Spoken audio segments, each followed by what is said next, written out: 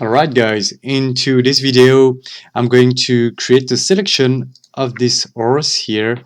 So hairs, fur, grass and other detail with random and natural textured objects are difficult to cut out, especially for beginners with the lasso tool or this kind of so yes, let's try with the lasso tool, this kind of stuff. It's going to be really difficult to select this kind of textured object. So let's use the magic features of Photoshop to see if it can do it for us. The first step is to open, of course, the Earth JPEG into Photoshop. I have set the navigation menu here in order to show you where I am into this image. When you go into this kind of tool here, the quick selection tool, you're gonna have this, and this especially the case for these two elements here, the quick selection tool and the magic wand. You're gonna have something like select a subject here, and it's the same by right-clicking quick selection tool. You can try to ask to Photoshop to automatically select the main subject that you see into this image, magic features into Photoshop. But you can see that it's not perfect. There are still some elements that are missing here. So even with the quick selection tool, it's going to be difficult to select this kind of tiny hair here. The horse ears are really difficult to select. So what you can do here, first I'm gonna zoom out. I'm gonna use this feature select unmask onto this element. So that's gonna open a new interface here. So into the display you can select this with transparency. You can as low select this in black and white to see what happened, if it's does it going, or you can try, I think it's the best one to see this with a color. If you don't like the red one, you can as low select another color here to see what happened. Okay, so you can in this menu set the opacity of your background to see how's it going. Then we can check a little bit of this element, but mainly what we need to check is this element. Okay, that's gonna enhance our selection here. So you have to go really smoothly with this element, but you're gonna see that it's really magic. I have to set the opacity a little bit stronger in order to see what does it gonna select into the fur. So when you select this object, I'm going to set my size of the brush at 60 pixels, something like this, and I'm gonna left click and go smoothly to the side, and as you can see, it's able to detect the difference between the background and what is the air horse here. So this is really magic. You just have to be patient and try to go really smoothly that way. Carefully, if you go on one element like this, you're gonna override this image and you're gonna try to make the difference between the both color here, and you're gonna erase and select this part here. So we are going to go smoothly that way around. So I'm clicking, do it that way, really gently. Yeah, so that seems correct for the top part. Let's go onto the bottom here. Yeah, so I'm gonna try to be really smooth, especially if your computer is lagging. So you have to go really smoothly on this part. And you're gonna see that there is as low maybe some problem, tiny problem here and here. Then we're gonna be able to modify this after. But for the moment, I'm just paying attention to the fur of the horse. So yes, let's go smoothly that way. There is a tiny problem here, but I don't gonna pay attention. I'm especially paying attention to the kind of detailed fur. We're gonna do that then in the second step. So for the clog here, it seems okay. Seems okay as low for here. Tiny part on the top. Yes, so that's okay for the moment. So what you can do here, this object is natural, so I'm not going to pay attention to the radius. It's just going to give me that you don't going to see so much result here because it's not a strong with hard edges object. Okay, it's the same for here with the feather, the progressive element layout and the contrast. So this kind of element are mostly used for some strong and hard edges object. Okay, but now what we can do with this, if I'm just clicking on OK, you're gonna go out of this interface with the selection. You can as well go with a fusion layer, new layer with a mask layer, a new document, or new document with a fusion layer. So there is plenty of option here. What we can do, I'd like to have a new layer with a fusion mask here. That's gonna give me the opportunity to work on a new layers, and as you can see now, I just get my horse without the background here. So I can check the result, and you can see that there is still some elements that are maybe not that good.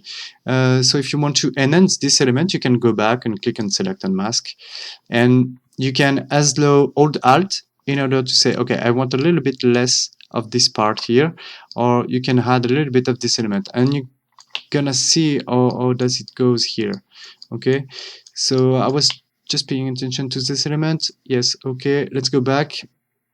If you see it, it recreate this element because I'm asking in this option. Okay, just to show you, so I can suppress this one now. Okay, let's see if I get some element like this that are that I want to get rid of. If you hold Alt, you're going to see that you just get the result of your mask in black and white. Okay, so you can see that now I got a lot of more detail, but I can still correct this part here. Okay, so again, I'm clicking on Alt onto this label here. What I can do is selecting, for example, the Lasso Tool or my brush or something like this, and I can go inside. I'm just left clicking here, and I'm gonna select maybe this part that I don't want. It's a really tiny part. So now you have to understand how the mask is working. Okay, if I want to get rid of this part, I have to paint in black. So you can pick your brush tool, paint in black, and now you can paint into it with a normal brush.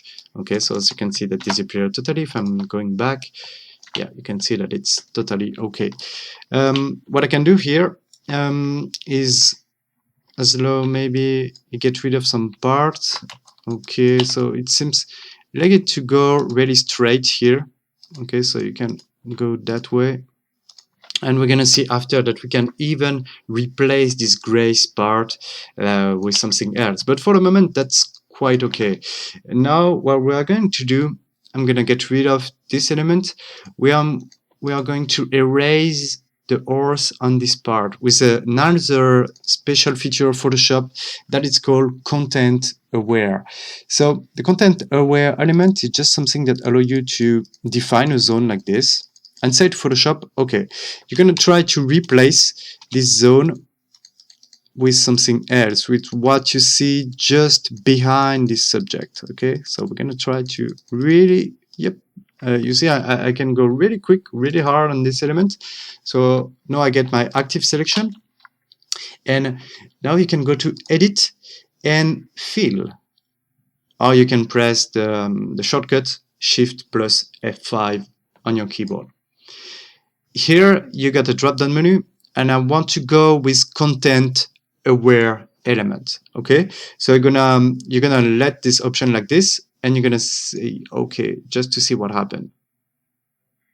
So it's processing actually. It tried to, yeah, and as you can see, it is even able to recreate the cloud. That's a totally crazy feature. Even if there are something that are wrong here, it's far easier than going by yourself.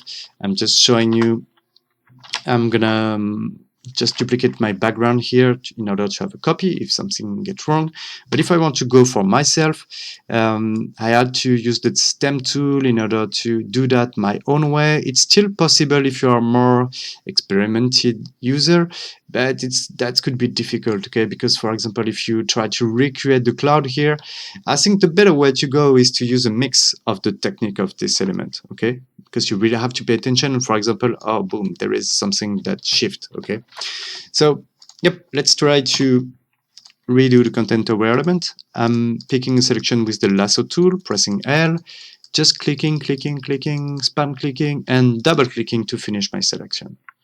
Now go to edition, fill with, and I'm gonna fill with the content aware element. Let's see what happened. It's processing. And just then after, we're going to be able to transform the elements that are not okay for me. You see that it's done a tiny mistake here, so that's not a problem. Now we're going to use the stem tool, okay, pressing S.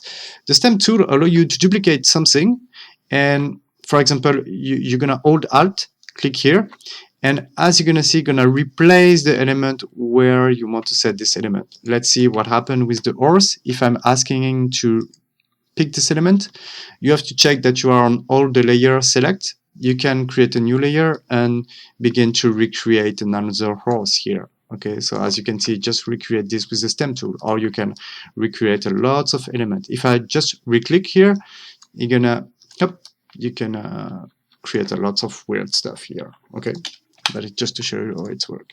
So now I'm gonna do the same. If you want to do that, be sure that you're on the right layer. Okay, if I'm not on the right layer, you're gonna see that you have something that it's not allowed or forbidden. Okay, so be sure that you're on the right layer. Hold Alt, click on the element that you want to reproduce. I want to reproduce this kind of stuff. I'm going to make my brush bigger, and you can even lower the opacity here. You can set the opacity, for example, to something like 30-45% in order to get something really smooth like this. Okay, so now you don't going to see too much of this element. You're just going to try to avoid to reproduce the same pattern over and over and over.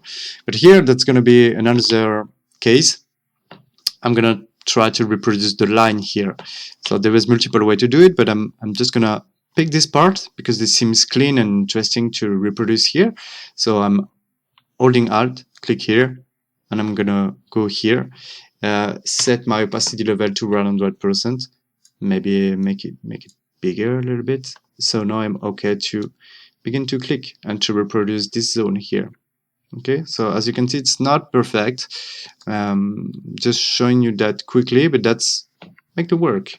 It's the same for the brush, for the grass here. You can use even with not specially specified brush, but as you can see, the result is not so bad here. Okay, because we were going from this stuff. Okay, so now the horse has disappeared. So now with this element, I got my horse, and as you can see, the background is still remain, but as I create the mask with the tool, now we're able to move it a little bit like this. Okay, it's not especially the stuff that we want. We're just gonna recreate something, or you can press Ctrl T in order to resize a little bit this element, and here I go. You can even define the center of gravity and move it a little bit like this. Okay, we're gonna add and duplicate this layer in order to create a little tiny foal. Okay, so a tiny baby horse. So press Ctrl J, and now you're gonna see that you have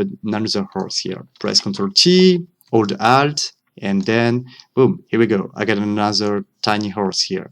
Maybe we're gonna change a little bit the color, or maybe we can even put that behind. Okay, we can even set a little bit of blurrish color. Maybe we can change a little bit, and I just see that there is a tiny problem here because of the mask. So I'm just gonna pick black colors.